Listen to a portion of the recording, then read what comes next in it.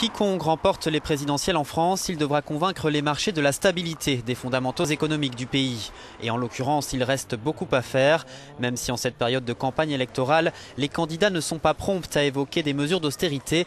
Elles semblent pourtant inévitables pour remettre les finances du pays en ordre. La France a un vrai problème de déficit public et au-delà de dette.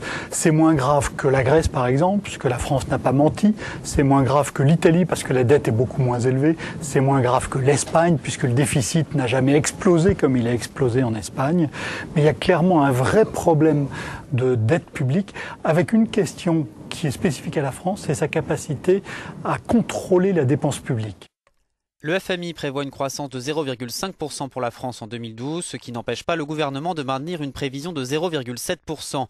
La dette française devrait encore s'alourdir pour atteindre 85,8% du PIB, alors que le taux de chômage a atteint la barre fatidique des 10% en février.